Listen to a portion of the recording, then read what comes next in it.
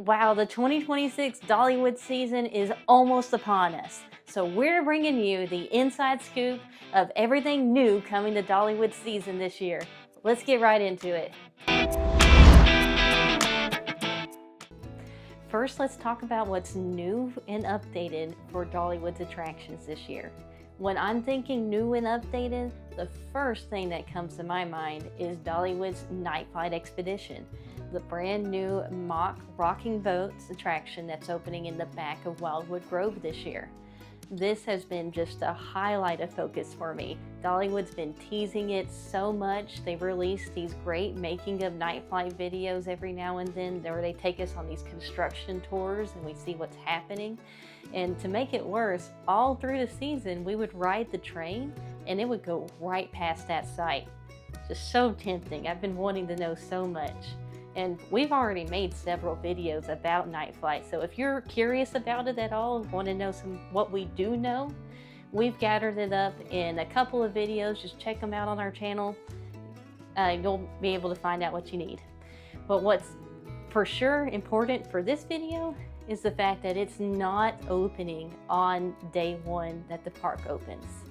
They've told us so many times that it's opening in spring of 2026, and spring is all the way up until May, June timeframe.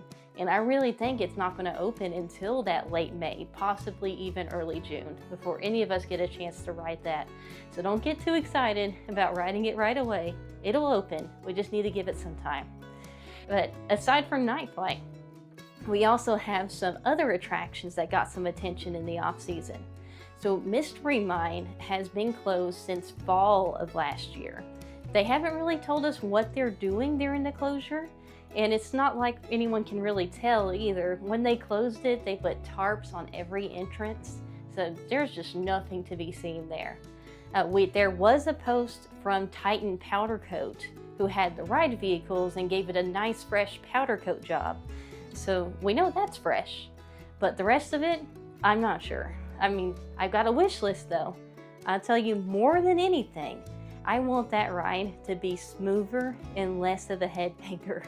Whether that means changing the restraints out so my head doesn't bop between them, or maybe even a change of the layout just the slightest bit to keep us from having that headbanging moment, that would be phenomenal. As we'll see. It's okay if they don't do that. I just think that would be really cool. Tennessee Tornado also got some attention. The ride vehicles in the second train for that ride have also been with Titan Powder Coat. They also got a brand new powder coat job. And they posted that those train cars were on their way back to Dollywood some time ago during this off season. So that means as of right now, Dollywood likely has both trains, which means, and I really hope this, they will run 2 train operations throughout 2026. Last year, every time we would go, they were only running the 1 train, and this resulted in 45, 50-minute waits, even whenever the park really wasn't that crowded. And don't get me wrong, it's worth it, right? That is like an excellent, excellent coaster. It's an aero looper, the best aero looper that there is. I know a ton of people agree with that, so I don't think that's a weird opinion. I'm so excited if I get to experience it with maybe just a little bit less weight due to 2 trains this year. Lastly, Daredevil Falls got some attention. This was interesting. This is a legacy ride. It's been there for a good while. But in IAAPA of last year, the company Whitewater West showcased brand new ride vehicles for the attraction. They're blue, they are shiny, they look wonderful, and they're absolutely ready to go on this log flume. But the fact they're willing to invest in these vehicles makes me wonder what else they've invested in for that attraction. Maybe a new set, maybe some fresh paint. I know the rock work around there was looking kind of faded last time I was out that way. So it'd be kind of cool to see what they've done. I'm going to make a big point of checking that attraction out as soon as it gets warm enough to ride a water ride. And it just warms my heart that they care so much about keeping legacy attractions active and working over at Dollywood. Daredevil Falls this year, Blazing Fury last year. It's great to see that. Next, let's get into events, because Dollywood is going to be the best place to celebrate America's 250th birthday. They've announced that there's going to be a special red, white, and blue overlay in the park. They'll have a special summer night show with drones that'll have a patriotic tone to it. And of course, Dollywood has the largest collection in America of non-releasable bald eagles. And what's more American than a bald eagle? Next on the calendar, we have the Run Dollywood weekend. This will be running from April 25th through the 26th and include a kids run, a 5K, a 10K, and a half marathon. If you've ever done or heard about a Run Disney event, I think it's going to have a lot to do with that. Probably really similar vibes. But personally, I'm probably going to be in the park to spectate, maybe not run. If you're interested in running though, go to Dollywood's website where they have a registration out there. Next, as we continue into the summer season, Splash Country has a special event called Neon Nights, and this is going to be running from June 19th through August 1st on Fridays and Saturdays as a special ticketed event and give you the opportunity to splash and swim at night. Special lights will be on, some glowing neon, a DJ will be blasting some great music out, I'm sure, and it looks like just a very fun time for families. And lastly, and this is my personal favorite event that I'm most excited about, it is Harvey's Boo Bash. Harvey's Boo Bash is going to be running come October and is going to bring us some very special features. Of course, this is a ticketed only event, but we're going to be able to stay in the parks late. It'll be open from 9 p.m. to midnight. There's going to be opportunities for trick-or-treating, some candy, and special merch, which I'm especially excited for. It will be running on October 16th, the 23rd, and the 30th. So check out Dollywood's website for more details. Personally, I can't wait to get more Harveys.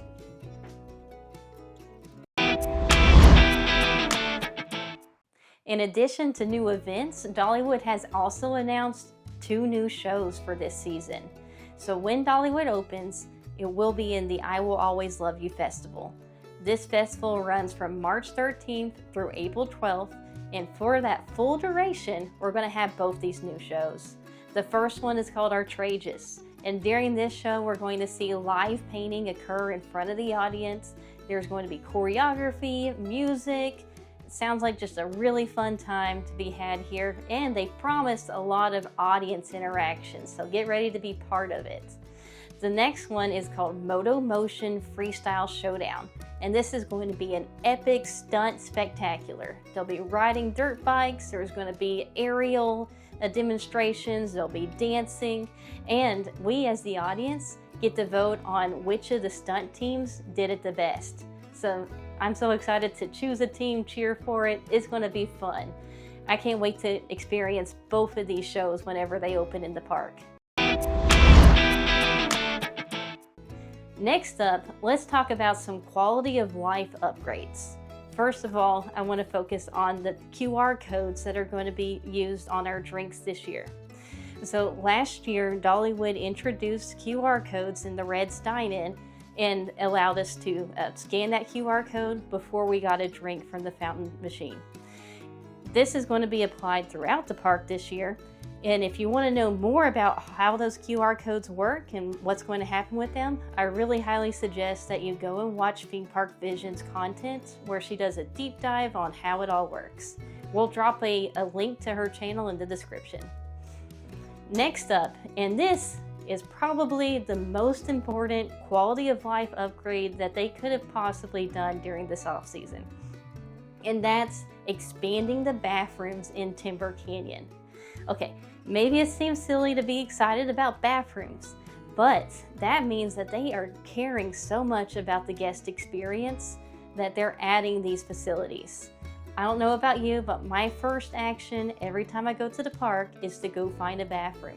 And sometimes those lines are long. So it's certainly not going to hurt things to have more opportunities to use the facilities throughout the park. Next up, and this one's about my personal favorite restaurant in the whole park, it's the Wilderness Pass restaurant. They're adding a brand new pavilion out to it, which will allow us to go and enjoy that food, rain or shine, in a comfortable setting. There were times last year when I just passed the restaurant up because I knew it wasn't going to be a good option whenever it was raining. And now I'll get to enjoy it even more. The only way they can make it better would be to bring back the catfish. I love it. I don't know, they probably won't, but I really enjoy the catfish. It'd be cool if they brought it back. But that's all we really know for 2026 updates this year. There is one, however, one thing that I think they're holding back from us. They have not told us about, but I'm pretty sure they're going to do it come holiday season of this year. And that is bringing back Rudolph and his friends. So you've seen in the parks over the last year that they brought in Rudolph merch. They had the stuffies in different stores throughout the park. I think that's a pretty big indicator. Plus, they already use Rudolph across other Herschend parks. Silver Dollar City includes them in their parade. Dollywood has had Rudolph before, so I would not be surprised if come Winter Festival time, we see some meet and greet set up with Rudolph actually in Dollywood with us. But that's all that we have for 2026 updates. If you enjoyed this kind of content, we would really appreciate to have you along for our adventures. Give us a subscribe, give us a like, drop a comment, share to your friends. All of it just helps us to grow the channel. But week back or not, 2026 season is on its way, and we'll see you in the parks.